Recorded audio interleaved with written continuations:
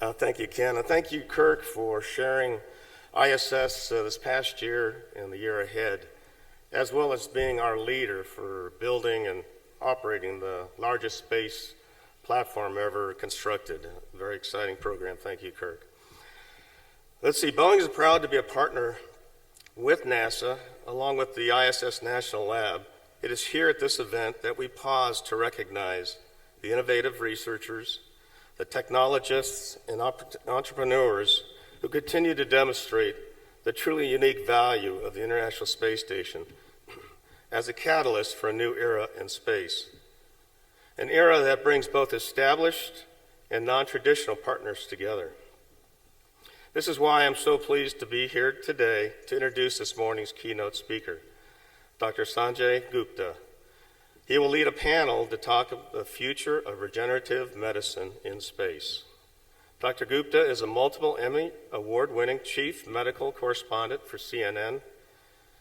He brings with him a wide array of experiences and extensive expertise.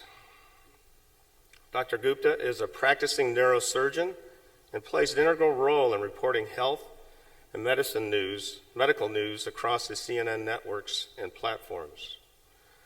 Dr. Gupta hosts Vital Signs, as well as the original series Chasing Life with Dr. Sanjay Gupta, which follows his travels around the world in search of a secret to living longer, healthier, and happier. Dr. Gupta has won numerous awards and recognition for making the complex field of medicine and physiology more accessible to the general public. Please help me give a very warm welcome to Dr. Sanjay Gupta.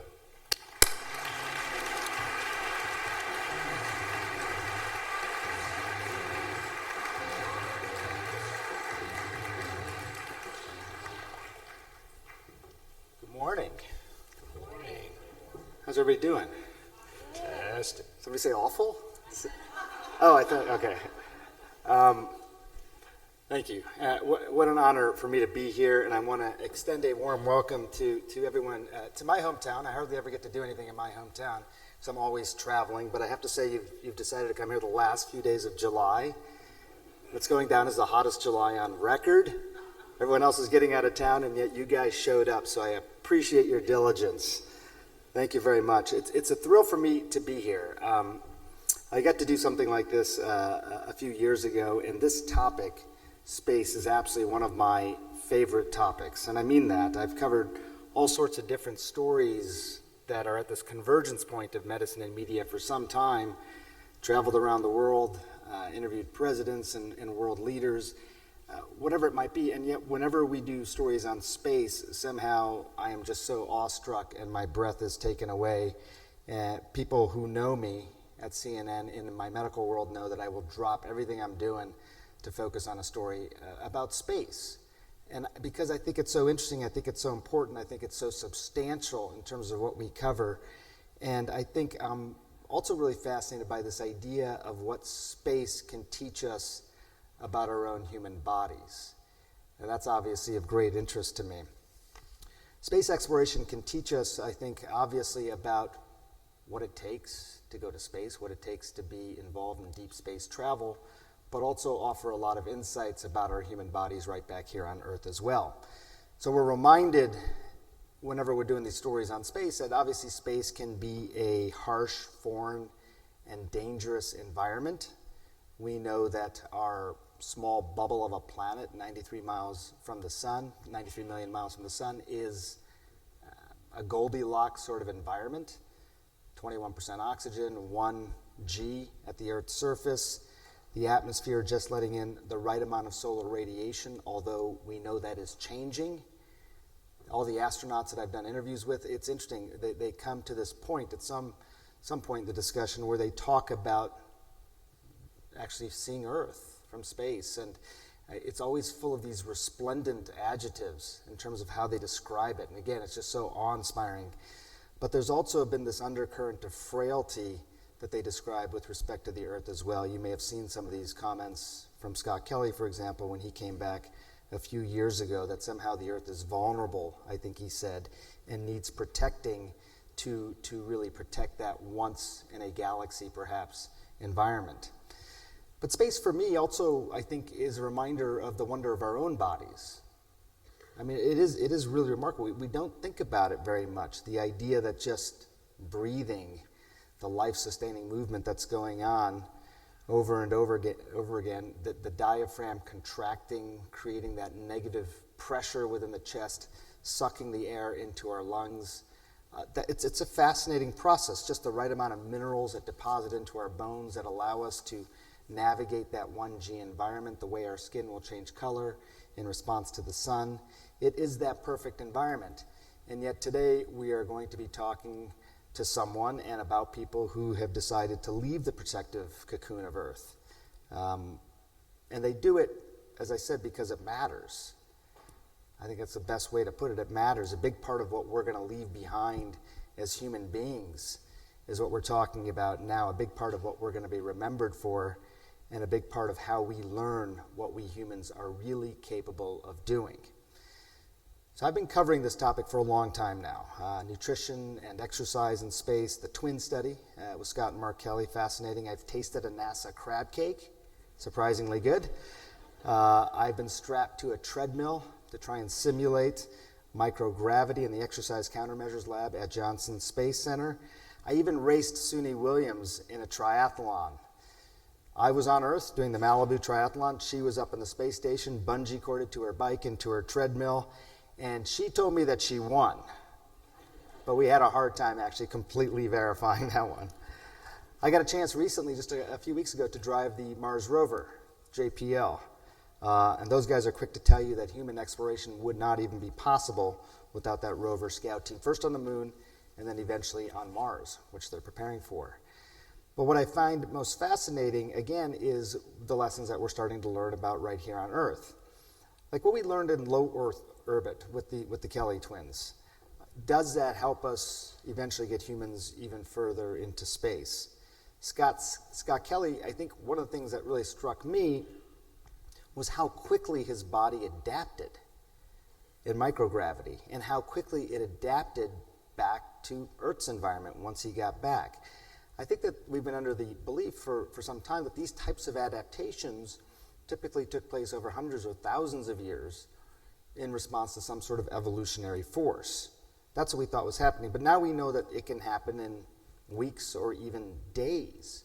My understanding from talking to some of the scientists about Scott was that some 10,000 genes of his were activated for periods of time while he was actually up for that year in space. We've learned a lot about aging, about DNA expression, about muscle density, about how the body will adapt and function in microgravity. When I spoke to them, Scott and Mark, it was right after they got back. It was at this conference back in 2016. And I remember just being so impressed with their commitment and their sacrifice and their dedication to really understanding the science behind what was happening to their bodies. I have to say, for me, it was actually one of the most painful interviews I've ever done, not because they're not fantastic interviewees or because I was in a dangerous place or anything like that, but I had just broken a rib a couple of weeks earlier, and if any of you have ever broken a rib, every time you laugh, it's like an explosion goes off in your chest. And these guys are so funny, I was laughing all the time. They're really hilarious. They got this great sense of humor, and they bring it, I think, to everything that they do. But all the things that we're learning, I wonder to myself, like, what does it ultimately mean for us here on Earth? We talk a lot about diagnosing disease.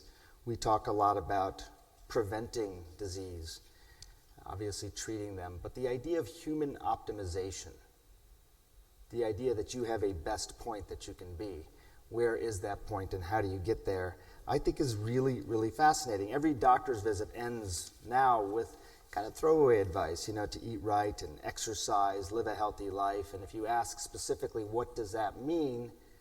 Oftentimes you're given recitations of the same advice or just blank stares because we're so focused on treating disease after it occurs, spending nearly all of our attention and resources on that. I think we've, in many ways, forgotten how to even pursue this idea of human optimization in the first place. So if we want to get to the point where we can look a patient in the eye, look anybody in the eye and say, here's what you need to do to live that optimized life. How do you get there?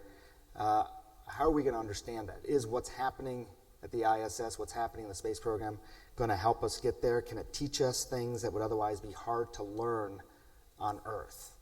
Are there things that are distinct in terms of the learning that we're going to get from the ISS?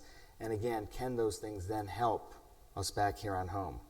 Many people don't realize just how much science is taking place on the International Space Station. The other day, I was actually in New York while this was happening. The astronauts on board the ISS successfully captured the latest SpaceX Dragon capsule, which has some 5,000 pounds of research and supplies. And some of the things that are going up are things like organoids, brain organoids. These are representations of brain function in terms of different types of cells that are on a chip, and they're allowed to be studied in this microgravity environment. Very interesting to see what happens to it in the microgravity environment, but again, the relevance to everyone back home is something we're going to talk about today.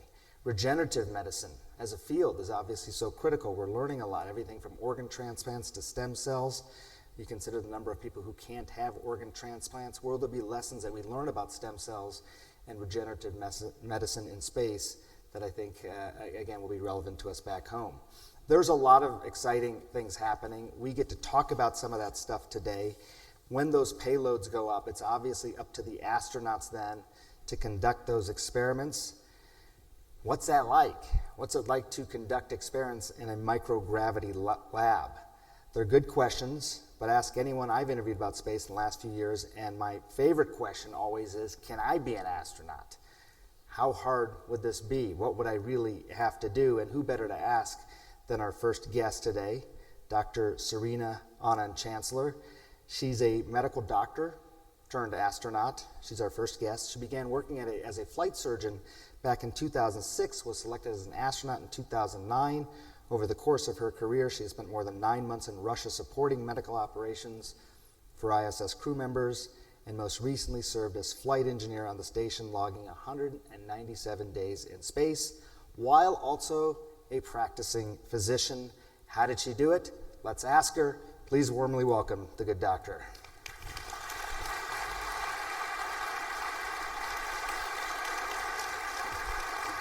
Okay. Thank you very much. All right. Do I need a mic? Can you hear me? All right. How you doing? Pretty good. This is the emergency mic, in case Yes, this that's right. mic fails. You guys have lots of emergency type systems. We always have a backup. It's NASA. That's So, yes. right. How did this, I'm truly fascinated, as you could tell, just as we're both doctors, I am fascinated by space. How did this journey happen for you? When did you become interested in space? Boy, when I was actually pretty little, about 8 or 9 years old, I was watching shuttle missions launch over and over, and my parents saw this, and I had 3 sisters growing up, and I would commandeer the tiny TV in my parents' bedroom to watch these specials. So my dad came up to me one day and said, well, if you want to work for NASA, you need to be an engineer, and kind of set me off down that path. You went down the medical route first. I did. So I started off as an engineer in undergrad and then went pre-med about midway and ended up going into medical school. By the way, just so you know how much I love this, have you seen my socks? I've seen, yes. Actually, fantastic rocket, yes. Good rocket, right? Yes. I think I have the same You have the socks. same socks? Okay, well, I'm well on my way then. When you were talking to your father and he said engineering, and then you decided to go the medical route first, was the plan still always to get to this sort of work? Absolutely. I just didn't know how it was going to happen. And so when I went through medical school, I found out about a field called aerospace medicine and began doing some internships and rotations at NASA. And then that's how I got introduced into the field. And then doors just began to open from that point on. You think of going into space and the effect that it has on your body. I think anybody who's going up there would think about these things. You as a medical doctor may have thought about it even more deeply. What will microgravity do to my body? And I'm talking, your organs, your eyes, your brain, everything. What did you know? What do we know? So, since I was a flight surgeon prior to becoming an astronaut, I used to study all these effects. You hear about the effects on the eyes, changes in the optic nerve, changes in near vision. You hear about back pain that people experience the first few days, the bone loss, the muscle loss. So I thought, how is my body going to react? The most startling thing that occurred right on the 3rd stage cutoff of the rocket was I felt like my world tilted by 45 degrees. So something I was perceiving position sense in my brain changed abruptly. And it took about 2 hours for that feeling to go away. But I felt like the control panel on the vehicle was further away, and everything sat like this. Wow. But quickly the body adapted, and you mentioned, how remarkable the body is at adapting to living in microgravity. So most of those acute changes that I felt the first few days, at the end of the first week, they weren't there anymore. Did your body adapt to it, or did you just not? Did it change? Was it temporary? I think the body actually adapted. I think up here, certainly in the brain, it becomes used to the fact that we don't have gravity as a stimulus anymore. Your position sense is based solely on your vision at that point. And it's funny, one of the colleagues in my office said we go through an early adaptation and then more of a deep adaptation the longer we're there. But really, by the middle of the mission, I felt exactly the same way as I did on Earth every day. I find that so interesting because, I'm a neurosurgeon, and you think about something that changes the brain in a way that the brain is not understanding or perceiving the environment the same way. A head injury, a tumor, a stroke, something like that. And the amount of rehabilitation or whatever to try and get the brain to adapt to whatever this insult has been. These are obviously different scenarios, but I wonder, do you think there's lessons in there? I think it teaches us the brain is remarkably plastic. It's dynamic. It can adapt. And even coming back to Earth, suddenly you're bombarded by all this stimuli that the brain hasn't had to deal with. And I call it reprogramming. It's frantically taking that input and trying to figure out, oh my goodness, what do I do with this stimulus I haven't seen in over 6 months, and deal with it again? And it does. It doesn't take long. It's adaptations in both directions then. Yes. When you're going up and then again when you're coming back. I felt like coming back was a little worse than going up. Coming back, gravity is just hard the first few days. Doing anything is hard. Is it the fluid shifts? Is it pain? What did you experience? You feel like, I called it the gravity gorilla that sits on your back, and you just feel like you're lifting this enormous load every time you try to move. But really for me, the neurovestibular, trying to maintain balance, position myself, turn my head quickly, coming around a corner, that was the most difficult coming back.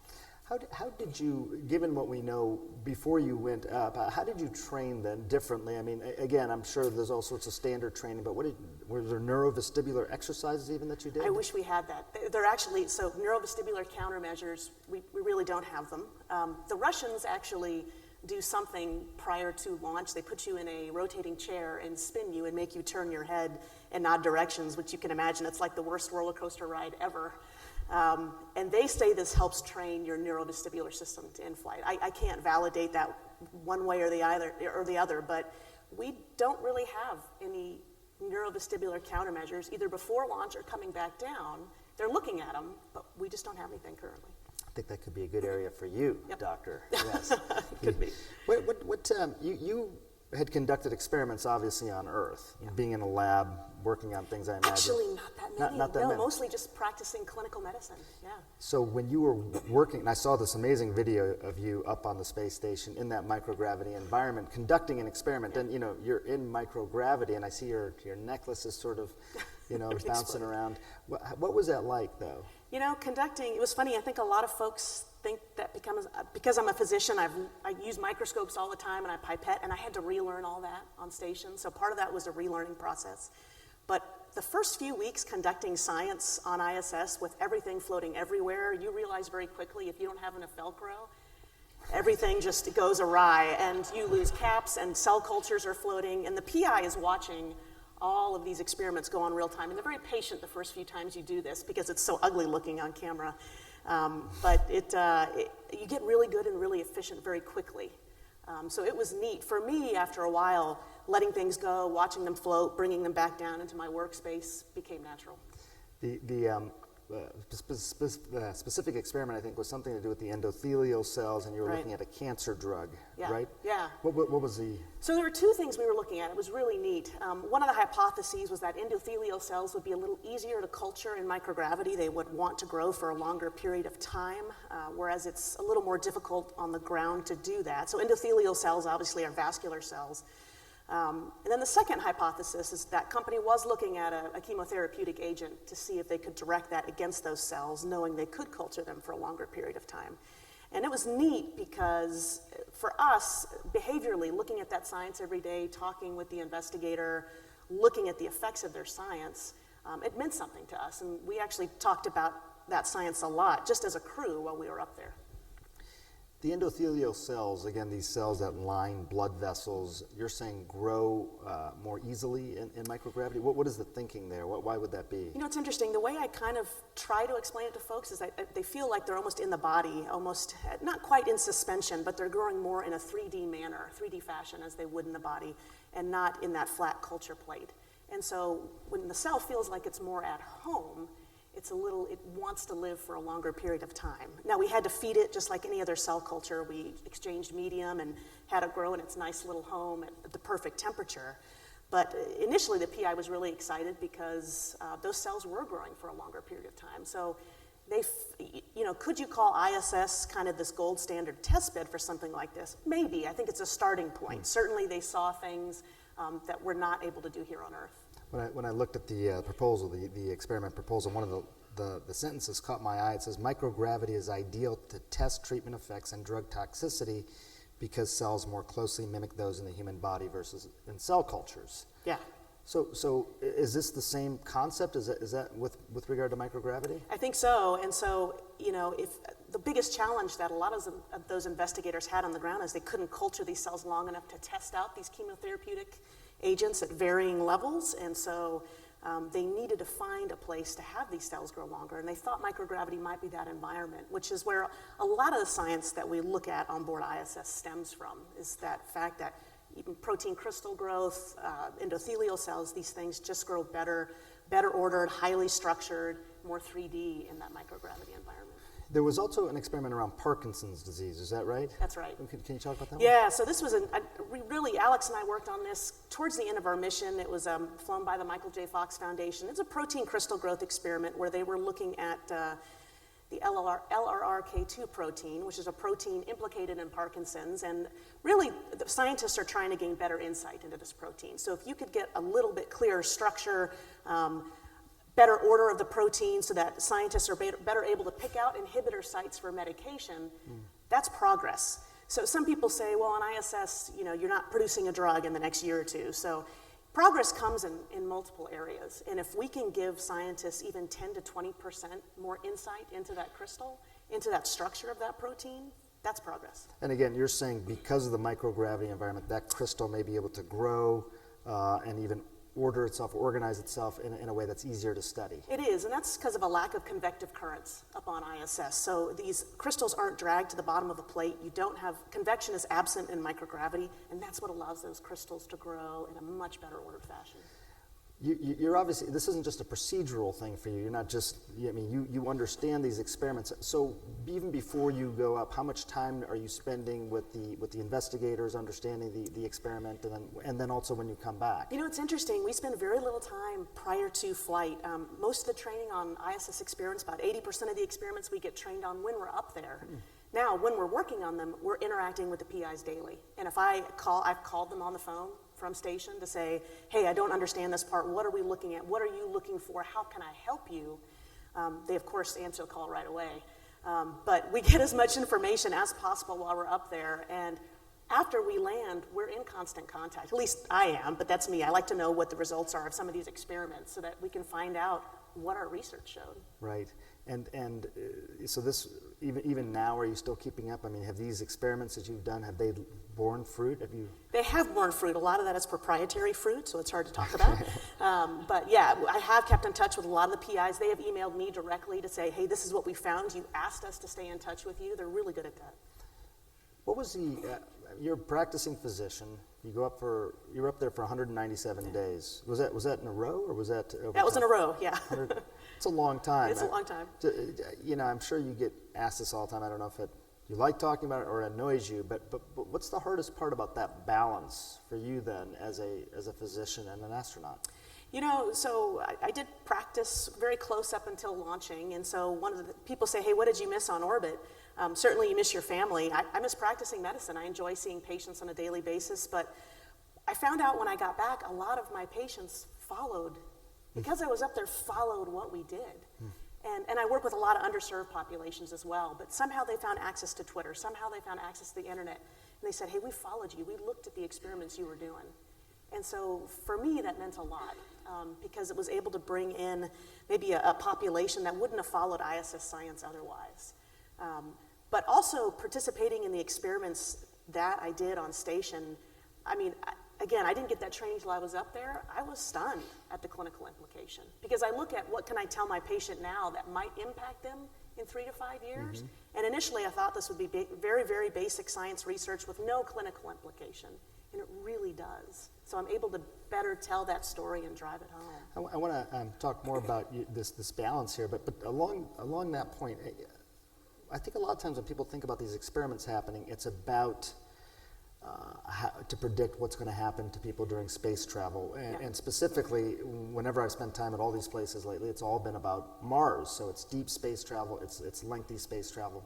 But this point that you're making, Doctor, that some of this is obviously designed to help people right here on Earth. Yeah. Is that really the driving force behind these experiments? Yeah, a good portion of them. So certainly we have NASA experiments that look at astronaut health long term and that push to the moon and Mars. But a majority of the health science or life science we do up there is related to human health back on Earth. And that's at least a story I've been trying to tell since I've gotten back, so people don't think we're this huge self-licking ice cream cone up there that does science just for ISS science. It's not just to propel the ISS. It's, you know, when I tell folks, hey, there's a medication that treats melanoma right now that's on the market that they sent up to try and get a little better clarity to try and turn this long infusion for cancer therapy down into a short injection. To me, that's something that I can apply to my patients right now. That's and so great. That's the story that needs to come out. That's wonderful. And so what is your life like now? So you're obviously back. You're here on Yep. Earth. The G gorilla, whatever you called it. Gravity suit is gorilla, off. The yeah. gravity gorilla's off. Yeah. What are you doing? What are you up to? Mostly going around trying to tell our story as best we can. A lot of people want to know, what did you do? And they love to see pictures of you floating around, but I'm trying to tell the story of ISS science. I'm trying to make sure people understand what we are doing up there. So whether it's at the grade school level or the university level or the conference level, the biggest challenge is adapting that story so people understand it. But we can do that, you know, that is out there, and I think it's incumbent upon everybody in this room to share your science because people definitely want to hear about it. So I travel around a lot. I'm back to practicing because that's absolutely what I love, and so and I'm enjoying the Earth. I'm enjoying the wind, the rain, the sun, everything. What is the culture like now, especially on the medical side of things with the ISS and NASA overall? Culture, funding, does it feel like there's a lot of forward momentum? It does now, especially with Artemis and pushing back towards the moon. 2024 is not that far off. So it is really, really close, and it is approaching very rapidly. And there's a lot of folks in this room who are working on that right now. So with this push with continuing ISS science and possibly bringing up, you know, private scientists and payload scientists in the future from other companies, it's nice because I know the science is going to continue. But now I'm looking at also at that science that's going to help propel us to be able to live and work on the moon. And we did a lot of that science on ISS, looking at cement solidification and varying levels of gravity. So I didn't just do life science. I mean, we did physical sciences, everything, material science as well. So it's busy in the office right now. When you think about the deep space part of, you know, what you're learning and the impact on the body, how much, just having been up there as long as you have been, how much of that is mental versus physical, do you think, in terms of what it's really going to take? Yeah, so physical, you know, definitely we've talked about that a long time. Behavioral health is a concern, and not a concern in the sense that we don't know what people are going to do, but I think there has to be resiliency training. I think there has to be, you know, the issue of maybe even, we talk about mindfulness in medicine. You know, do we have mindfulness in astronauts? Do we look at ways to combat stress? We certainly do now on long duration missions because on an exploration class mission, you're going to have stressors. You're going to be away from family. Earth is going to continue to get smaller and smaller. So we have a lot of scientists, a lot of researchers looking at those behavioral issues now to make sure we arm our folks the best way we can before we send them out. When you came back, you know, I think about this all the time just as a journalist who also does medicine. I think my training in medicine has made me a much more informed journalist. I think one of the things that surprised me a bit was how much journalism affected my medicine. I care more about story. You know, I want to hear stories. There's just things that have made me, I think, a better doctor. How about for you? Has this changed how you practice medicine? You know, it's interesting. I love hearing people's stories, and I think part of the time when someone comes into your clinic, walks into your office, they just want the time to tell their story. And a lot of times they're rushed out very quickly. They're given 30 seconds to talk about a problem, and then the physician immediately begins to speak. So I've found even a greater level of patience to allow people to tell their story, because it means a lot to them, and they're trying to explain to you how their body is impacting their life at that point. And we just have to give them that time to tell their story. And time is so precious nowadays, but we can give it. It's really not a lot, but it means so much. I think it's a really good lesson. Do you want to go back up? Absolutely. Whenever they'll let me. Right now, my body is still, we'll say, recovering, adapting, enjoying Earth. I really enjoy Earth right now. I enjoy my family, my friends. So I know it won't be anytime soon. There's quite that line waiting to launch with all my colleagues, but it's exciting. The next 5 to 10 years are going to be really exciting. Well, stay up here with us. We're going to continue the discussion. Thank you. Yeah. I've been really looking forward to talking to you, so thank you for that. And you're a nice person, too. Oh, thank you. Yes. Yeah, please, warm round of applause for the good doctor. I mentioned tissue chips briefly in my opening remarks, and when I first heard about tissue chips, it sounded a bit like science fiction to me, but it's happening, and a lot of it's happening because, again, some of the work that Dr. Serena was just talking about. There's this National Center for Advancing Translational Science. They've been sending payloads up to the ISS. And the goal is that maybe there'll be some solutions that come out of looking at these cell lines and these organoids. And when it comes to cells and tissues, no one better to talk about this and what's happening than our next guest, Chris Austin. He's the director of NCATS. Please welcome him. You could just stay there.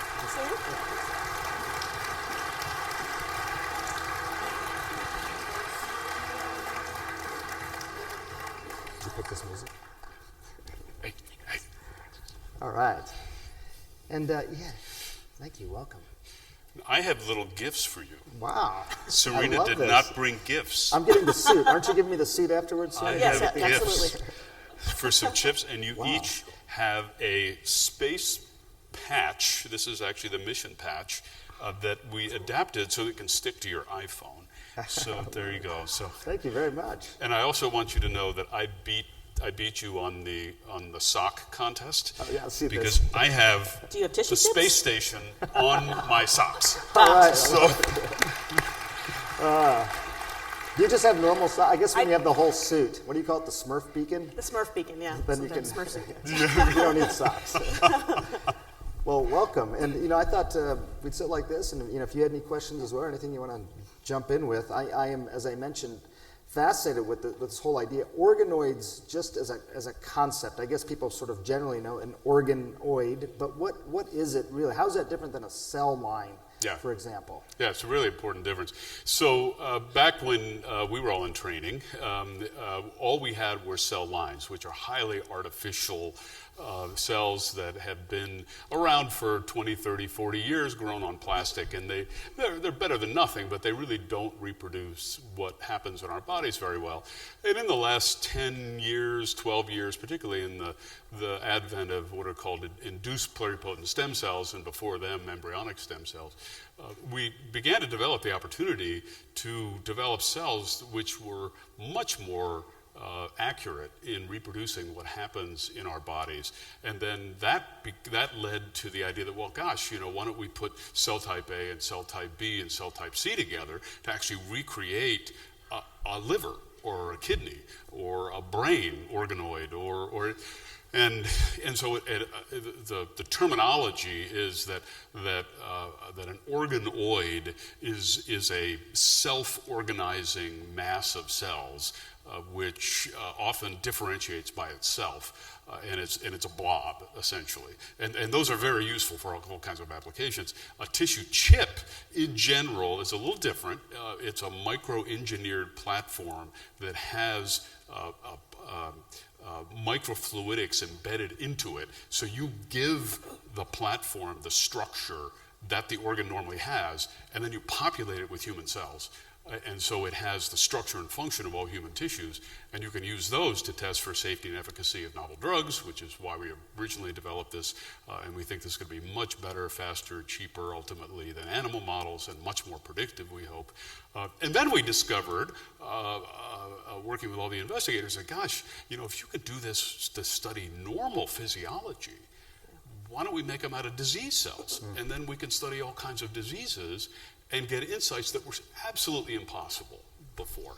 And it was that thinking, actually, that led to our partnership with the ISSNL and with NASA. So just obviously, when you're talking about tissue on a chip versus organoid, does one versus the other offer an advantage in terms of what you're trying to study? Yeah, it depends on the organ that you're trying to study. So the brain, unfortunately for all of us, is really a blob. It's, as you know, firsthand, it's a gelatinous blob, which does have some structure to it, and has a lot of structure to it, but it's not one like the liver or the kidney that has nice sinusoids, repeated patterns, sinusoids or tubules or something. So if one wants to study the brain or cancer, which of course also is a blob in a technical term, the organoids are fantastic, and we use them at our place for all kinds of things. If one wants to study a much longer term period, keep these alive for long periods of time, if one wants to have perfusion, so you can have blood growing through these, pulsatile perfusion, which turns out to be really important for differentiation, because the heart, of course, gives pulsatile flow. If you don't produce that, the cells don't differentiate in the liver, for instance, in the way that they should. If you don't give them elasticity, the expansion and contraction that your lungs do all the time, if you don't give them that physical cue, they don't differentiate, they don't act the right way. That's possible with a tissue chip, it's not possible with an organoid. And I think as you're talking, we may put some images up so people can get an idea of what these look like. As you stated, this research was going on before, obviously, you started taking these experiments to ISS. Right. You just talked about this, but what's the benefit of doing some of these experiments on the space station in that environment? Yeah, and that's not quite the literal $64 million question, but it's at least the $64,000 question. And it's a really important one that we take very seriously because these are taxpayer dollars. We have to be convinced that the only place we can answer these questions is on the ISS, or else we should not and will not do it. And so what are those questions? And actually, Serena gave me a wonderful lead-in here when she described all the things that happen. You're sitting right next to me, so I won't talk to you in the third person. In the first person, about what happened to you when you were in space, and what happened to your bones and your muscles and your blood-brain barrier that becomes leaky and your eyesight goes crazy, and people in space develop kidney stones, for instance, at a much higher rate than normal. Their immune system undergoes changes which are reminiscent of aging. But the great thing about that from an experimental standpoint is that it happens extremely rapidly in a course of a week or two as opposed to years. And what's even greater is when they come back, the people and tissue chips reverse. And if you think about a lot of these as accelerated aging, to have a model where we can induce aging, in quotation, and then reverse it is just a dream come true for an experimental biologist. Now, of course, we don't want to do this. We can't send many, many scientists up there and then serial section them when they come home. I mean, I know they're devoted, but so very committed. Yes. And we have people have sent up mice and rats and cell lines and things, but they just have not been very representative of the astronauts who are up there too. These tissue chips, however, are much more true to form. And so we got interested, working with our colleagues at NASA and then the ISSNL, all of whom are here, thank you, to study all of these things: bone loss, muscle loss, immunosenescence, joint deterioration, blood-brain barrier deterioration. And all of these things I just mentioned, are major public health problems in this, on Earth. It's worth pointing out, I think people probably know, you're a neurologist as well, right. Very interested in the brain. And when you think about these brain organoids, I was doing a little bit of reading on this, right. You can create these disease brain models, so right. Alzheimer's disease, for example. Right. Obviously, that's a big area of investigation. There's been hundreds of clinical trials here on Earth that have not showed and not had any right. demonstrable results. Right. How quickly are we talking about here in terms of the pace at which research can happen because of that environment? When you say it's faster, how much faster?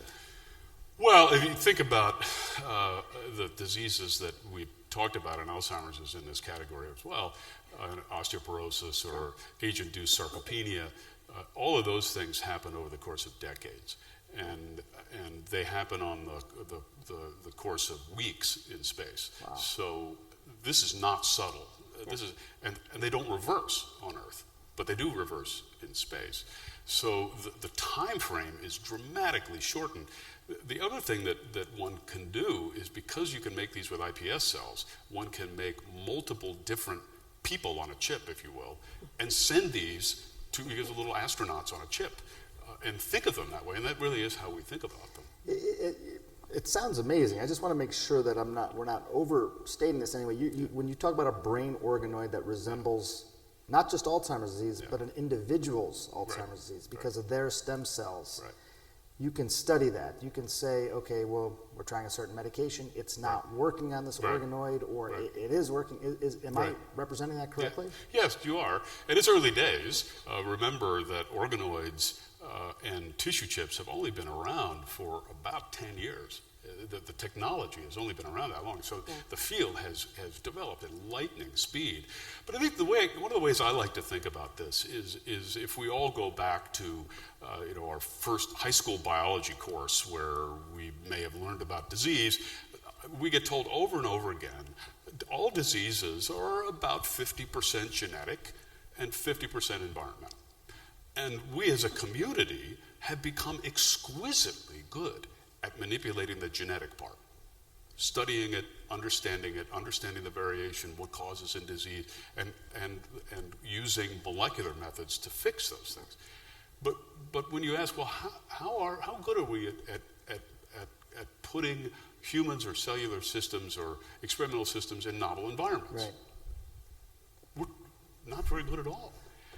And so the way I think about this is a wide open field where we are, for the first time, being able to study what we have always known is 50% of the causality of disease that we've never been able to do before.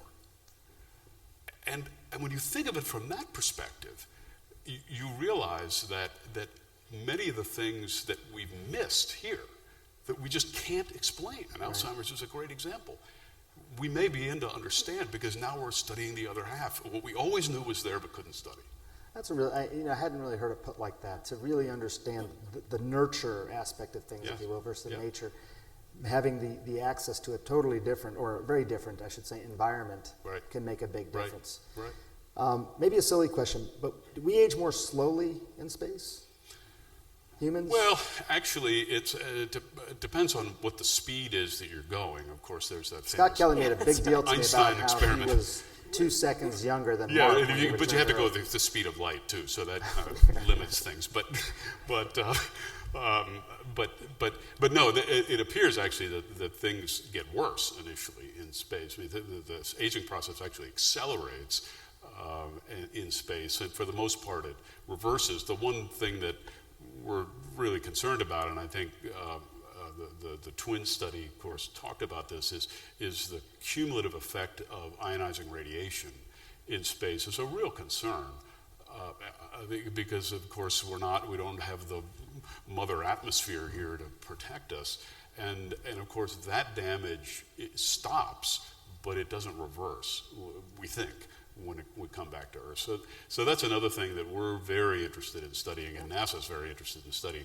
The other thing I have to throw at you, which I find is the coolest thing in the category of, I never would have thought of this, is as a result of the work of a lot of people at the NIH over the last 30 years to partner with NASA, I got asked back in the summertime to be the HHS liaison to NASA.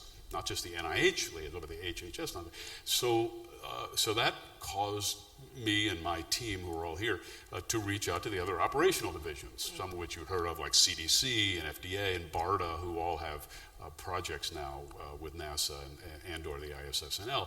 But the one I had actually never heard of, even though I've worked for HHS, and I probably shouldn't admit this, but I'd never heard of them, is something called the Agency for Community Living. And their interest is in environments which people on Earth can live in that will keep them as healthy as possible, particularly into aging. And you may know that one of the biggest problems in our aging population, given social trends and mobility of people, is loneliness, isolation. And if you want a great environment to study an extreme phenotype of loneliness and isolation, you will put people in the ISS, and then you will send them to Mars, which is a 6-month trip to Mars with the same 5 people. Can you imagine that? And then you're on the planet for a year and a half, and then you come back. So that's 2.5 years isolated. And how do you keep those people healthy, functional? That is a huge question for NASA, and it's a huge question for us here on Earth that we're now beginning to study through this collaboration. And I wonder, I mean, kind of like with physical, at least in the early days, you said not everyone can do this, Yes. right, physically. Yes. You had to have the right stuff. Right.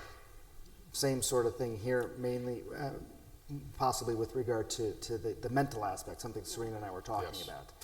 But it also is, it's a really good point, but it's something that we've begun to think about. And when I was down for the last launch, the last SpaceX launch that took 4 of our chip platforms up in May, and I was driving out of the Kennedy Space Center, and for those of you who've been there, right across the street is the giant Blue Origin building. Right. And they're going to send regular people like you and me, not her, not the perfect physical specimens,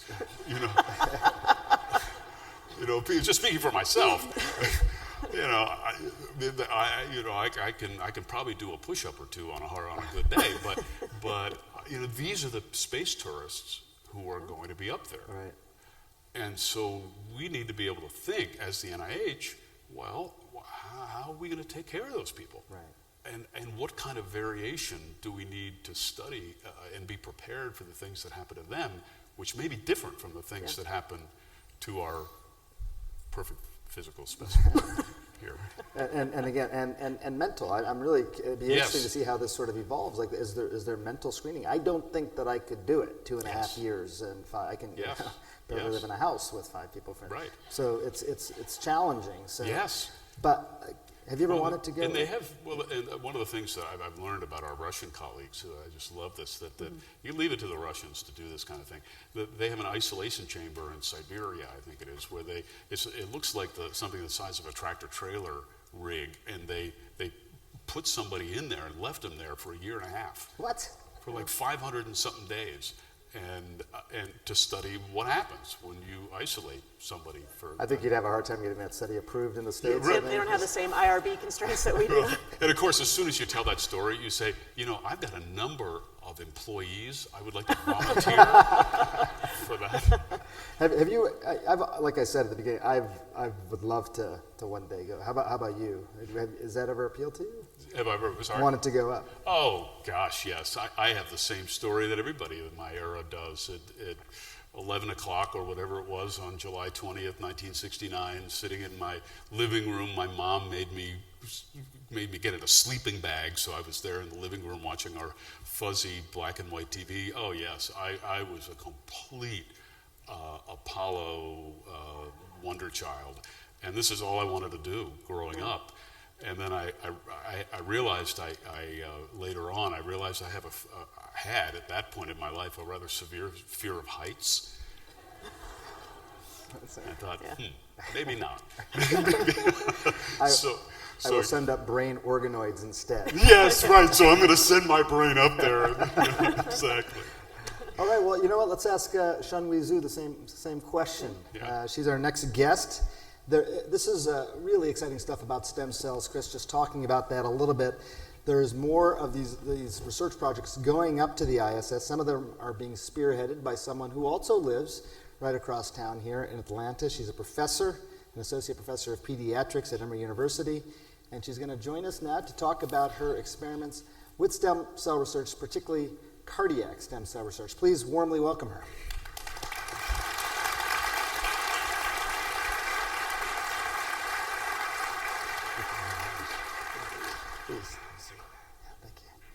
We'll keep everyone in the discussion here. How are you? Thank you. So I'll just ask, right, because I just asked Chris, that we're talking about space, obviously. I want to talk about your research, but did you ever want to travel to space? Of course. Everybody think that does, would I be guess, maybe, huh? Fascinating. Yeah. Yeah. But at least we want to send ourselves first. Yeah. Yeah. So. Right, send your cells first, is that what you said? Yeah. It's good. That's a very good segue. We'll talk about sending cells up there. You are a stem cell researcher. Mm-hmm. How long have you been a stem cell researcher? It's been a while. I studied the human pluripotent stem cell. Started with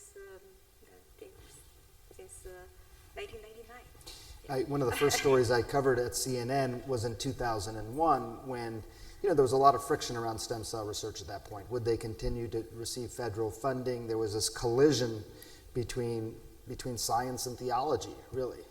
That doesn't really exist anymore because we can get stem cells in different ways. But what was your life like as a stem cell researcher early on? I think it's quite fascinating, this field, how much it grows over the years. I really was in the right timings. I think we able to learn so much from the field. I think we started with stem cells that is derived by Dr. Jimmy Thompson's. And then later on, I think the investors in Japan invented iPS cells that induce pluripotent stem cells. As you know, they're just like Dr. Austin just mentioned, they're quite magical. They basically master cells that you can you can use them to make almost every type of cells in your body. If you can find the right recipe, such as the heart cells that we are studying. So they're actually beating the dish. They have lots of function that are very similar to the real heart muscle cells, although they are not perfect, but they are quite useful to study disease and drug response, looking into toxicities. So they're also could have potential to use as a cell therapy to transplant to the patient to treat heart disease. This isn't a room of stem cell researchers, but I'm wondering if you could explain. So if you have pluripotent cells, so cells that can be changed into anything, Right. and you want to create a model then of disease, a certain disease in heart cells. Right. You said you need the perfect recipe to do that. Exactly. What does that mean? Are these certain nutrients? How do you create a disease heart model out of stem cells? Yeah, that's a good question. So in terms of how to turn stem cells into heart cells, the cell have to go through multiple stages. We work on this initially looking at looking into developmental biology, what factors involving cardiogenicis. So we use those factors and put them in the dish and figure out what kind of combination, what kind of recipe could make into heart muscle cells. My lab was one of them that I identified growth factor. Just only 2 growth factor can induce this target cells into a sheet of beating cells. Later on, there also been work being done using small molecule to drive cells into this direction. Chris talked about this a little bit, but when you then saying, okay, well, doing some of these experiments up in space makes sense. How does that process take place? Did you think about this? Did they approach you? Oh yeah, this is a good question. I think we started working on the space-related project. I think thanks to cases, they came to our university, gave us lectures on how much you can do in space, and then we start thinking about what we can do in space. So we mentioned about the iPS cells can be so useful for basic research. They are also have potential for treating the heart disease as a cell therapy. It could be quite transformative if that's successful, but there's so much challenging in this field. One of them will be how can you efficiently generate enough of them for cell therapy? So we thought we could elaborate the space environments and see how we can change this. So one thing we mentioned about cardiac progenitors, which are precursor cells, when you turn some cells into cardiomyocytes. So we wanted to see how the space environment can affect these cells. In our simulated microgravity experiment funded by cases, we found out these cells, once you put them into this environment, the simulated microgravity environment, we use a bioreactor, so we can, the cells can, in the environment that's kind of similar to space, but not quite there yet. But cells do respond to this environment. They proliferate faster. They express more survival genes. So at the end, we're getting more cardiomyocytes. So we thought this would be a good opportunity for us to look into how this physical environment changes the cells and what we can learn from there and how can we make better recipe to make cardiomyocytes. It's fascinating. Yeah, on Earth. It does raise this interesting point, Chris, and I don't know, can you replicate some of what the benefits are up on ISS? Can you replicate that here on Earth in a lab by, you're not going to create an anti-gravity chamber, but putting different forces or pulls on the cells so it sort of feels like they're in a microgravity environment? Yeah, so there's been quite a bit of work out there. I think some of you guys probably also working in this area as well. Many devices been designed. So the one that we're using is called random position machine.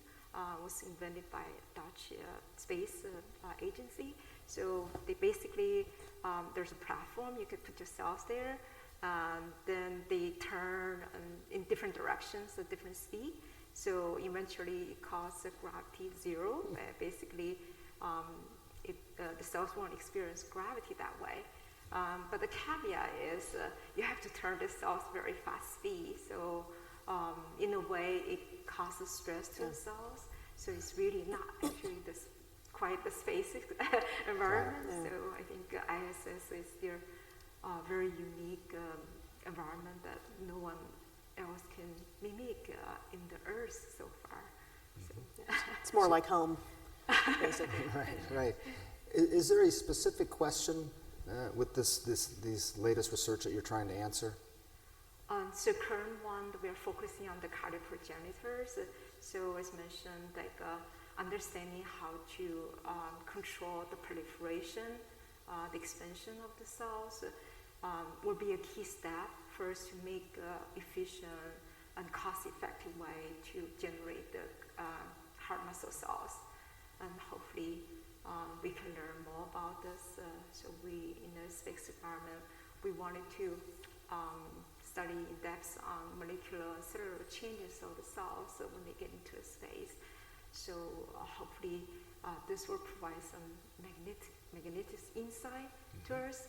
And with this insight, we hopefully we can find a way to better way to generate the stem cells, cardiomyocyte on Earth.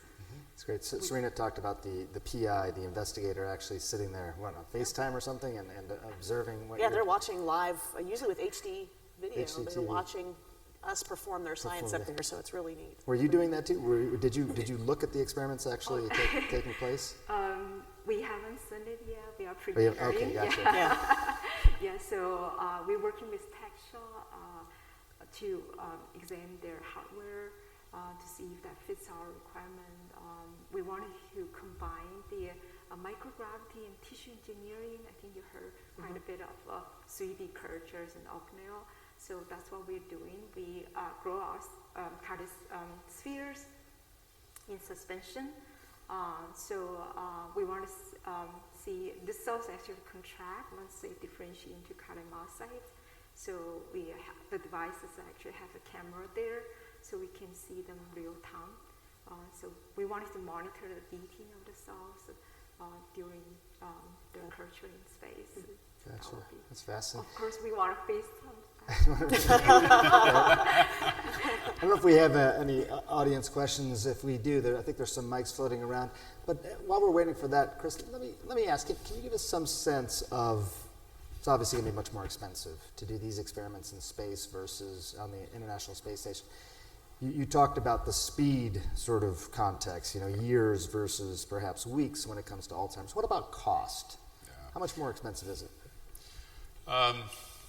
It's a good question. We'd have to. I'm looking at my team over there. We'll have to do that multiplier.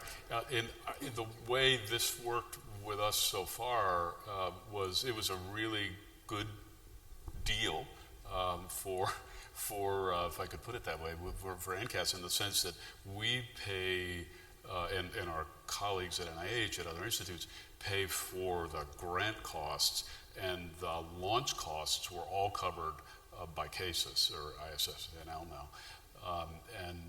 But if you asked, on a per experiment basis, it's going to be several orders of magnitude more expensive to do this in the space station. There's no doubt about it. And one of the things that we're struggling with is that the things that scientists rely on here on Earth are simply not there in space. And among those are the ability to just do an experiment again if it fails, because most science fails, and if it does, you can't just do it again. Right.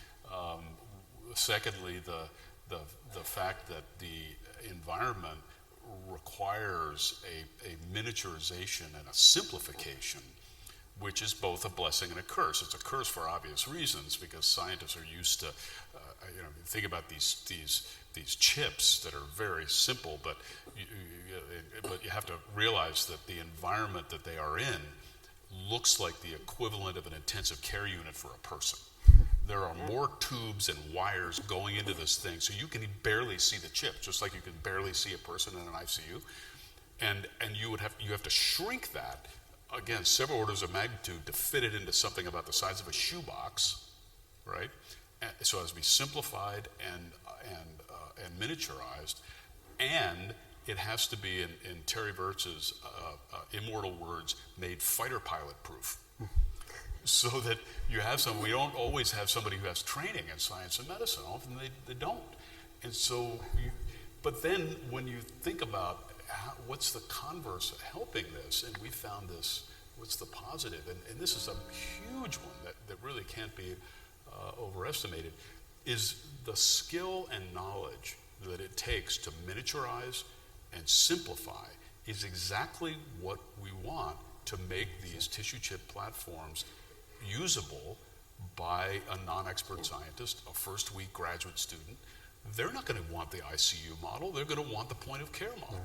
And NASA and ISSNL and the implementation partners have that knowledge. And I don't know whether we ever would have gotten to that point. It's just not what our skill set is. That's super fun. I mean, that is the question I was hoping to sort of get at today, was this idea of what is so unique, things that we can uniquely learn in this way, or because of the environment or because of the process, whatever. Well, for us, it's both a scientific question, questions that we simply can't answer, reversal of aging, or can do it 100 times faster, and they're technical ones. They're technical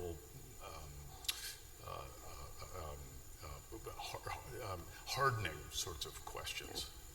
Were there things, it's interesting because typically the investigator's probably giving you all sorts of directions, Serena, in terms of how to conduct the experiment.